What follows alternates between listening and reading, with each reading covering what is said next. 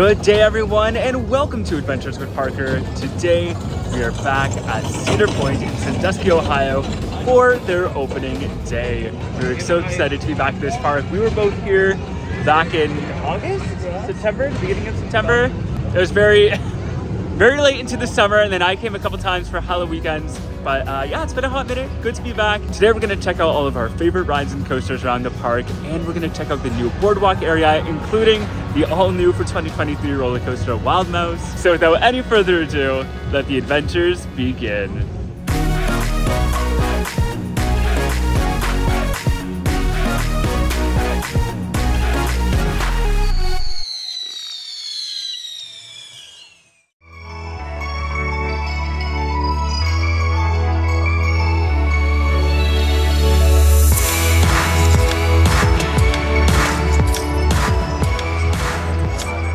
Of course, the roller coaster previously known as Thrill Dragster will not be opening this year. It's not slated to return until 2024, where rumor has it will receive some layout changes, possibly a name and theme change. We can see the crane right here, not too much beyond that. But the current rumor is that there's going to be a vertical spike back here. But yeah, I guess we'll have to see what happens. I don't know, what do you think is going to happen to Dragster? Let me know down in the comments.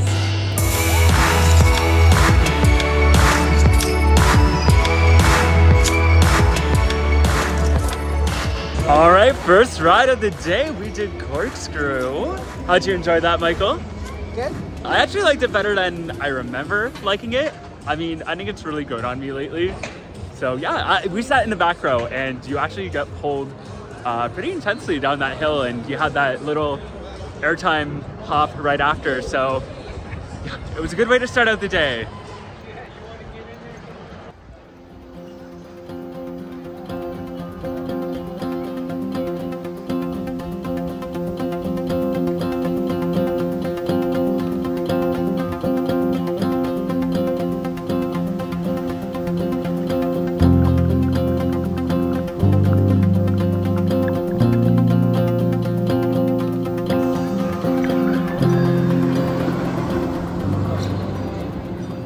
Okay, for our second coaster of the day, we did Steel Vengeance, and it was a bit of a long wait, like we were maybe in line for an hour and a half? About that. Almost. But totally worth it. It was always so fun to go on Steel Vengeance. And now we are heading on to lunch. We're thinking about going to the Farmhouse because we are obsessed with the corn that we had from there last time. Like, we don't even remember what our entree was, but the corn is enough to bring us back. Corn.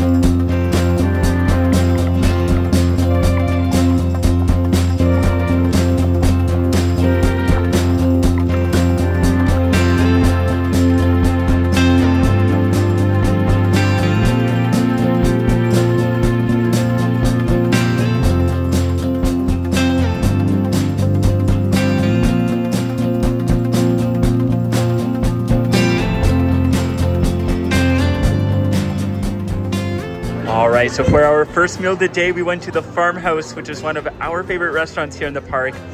We both pretty much got the same meal. We got the steak slices here. And of course, we had to get the corn ribs again because we are obsessed.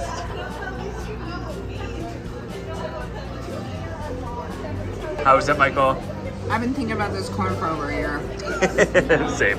And then, of course, our meals came with a biscuit. And because we got the steak, we also got a little barbecue steak sauce here. Maverick sauce is what they called it. I did take a taste. It was pretty good. It kind of reminded me of HP sauce almost.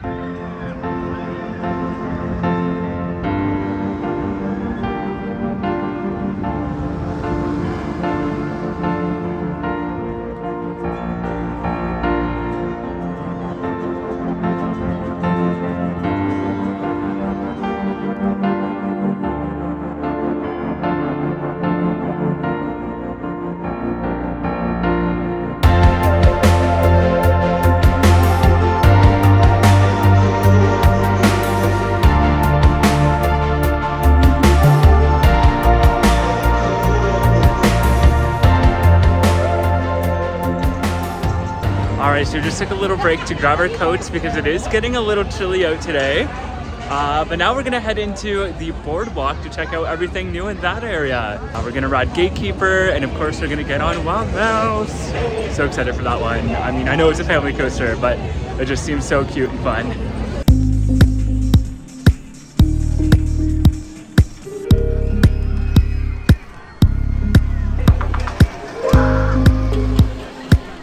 Not sure what's going on up here, but Raptor seems to be delayed a little bit.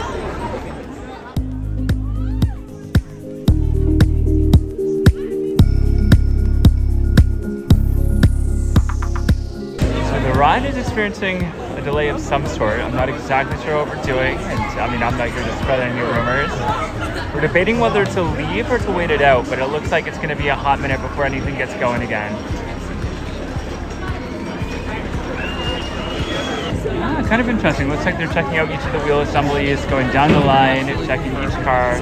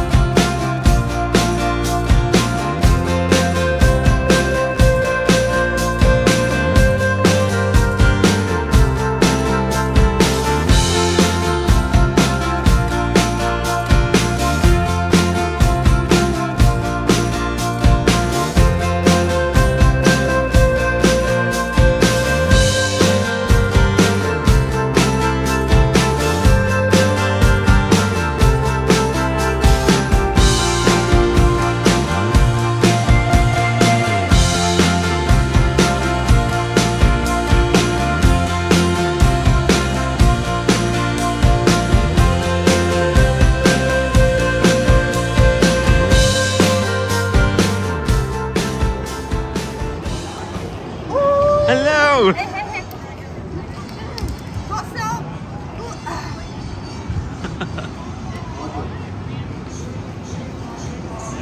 Whoa!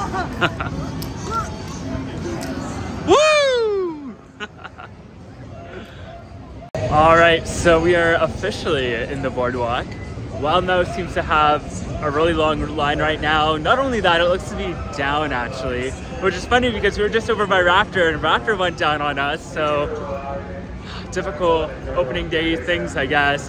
But we're gonna head over to Gatekeeper, ride that, and then maybe, hopefully by then Wild Mouse will be back up so you can try it. As long as we get on it by the end of the day, that's the important thing.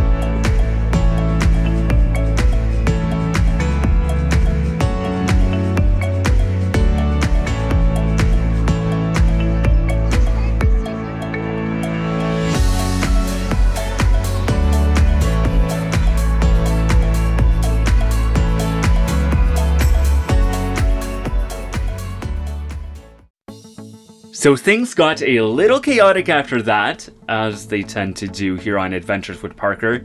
But let's talk about Wild Mouse first. Overall, I'm really happy with this addition to the park.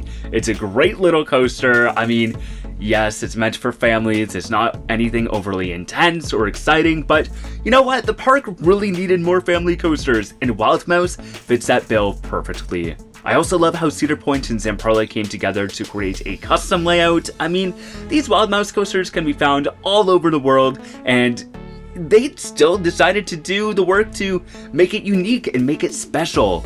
You can really tell that it took elements not only from the original Wild Mouse from the 1960s, but also from Wildcat, another coaster that used to be at Cedar Point. They took the best elements of each and they added in the spinning aspect, and they just created this cute, awesome little ride. On top of that, the park actually went above and beyond with the theming. I mean, you have the cute signage out front with all of the little mouse characters. There's some cool audio effects as you're going up the hill. So, you know what, even though on paper it may look like Wild Mouse is just an off-the-shelf ride, it really isn't. You can really tell that the park put in that extra work and went above and beyond. So, yeah, I know it's not going to be a ride that I do every single time I visit the park, but all in all, I am quite happy with it.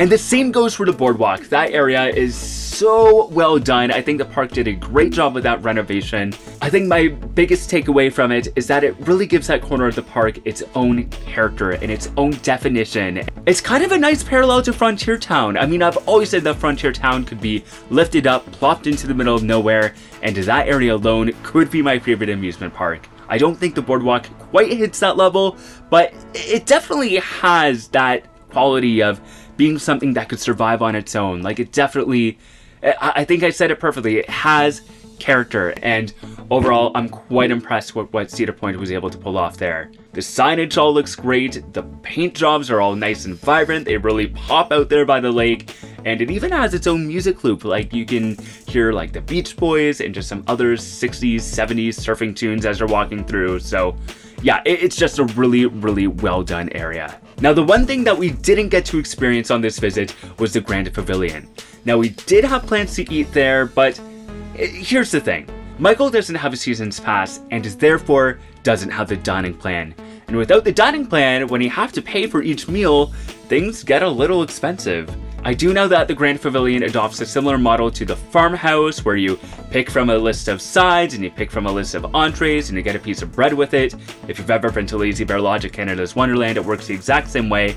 And I love it as a dining plan holder, but when you have to drop $20 for each meal, it gets a little much. Mind you, I do think you're getting good value for your money for theme park food, but since we already did the Farmhouse that day, it wasn't quite worth it to Michael to pay for it again. So we ultimately ended up grabbing dinner outside of the park. We went over to Olive Garden in Sandusky, which was a really nice treat for us because we don't have Olive Garden in Canada, at least not in Ontario where we live. But yeah, I have heard good reviews from the Grand Pavilion. I do definitely have to go back, and I will be trying it during my next visit. So stay tuned, my formal review of the Grand Pavilion is coming. I mean, all in all, we had a really, really good day together. I've said this before, but I absolutely adore this park. It's always a good time to be back. So yeah, there you have it. If you would like to see more theme park, travel, local, and outdoor adventures, including future visits to Cedar Point, you might want to consider becoming a subscriber. You can also find me on Instagram and Twitter at ADVParker and on TikTok at Adventures with Parker. Big shout out to all of my patrons for all of the extra support you guys give the channel. I appreciate you all so much. And if you would like to learn how you can support the channel for as little as a toonie a month, head on over to patreon.com/ADVParker. I also have my merch shop, Adventure Outpost, which just received a major facelift last month. I added a whole bunch of new designs, so be sure to check out that as well. And you can find that at awpmerch.myspreadshop.com. Once again, thank you so much for joining me, and until next time, the adventures are calling. See ya!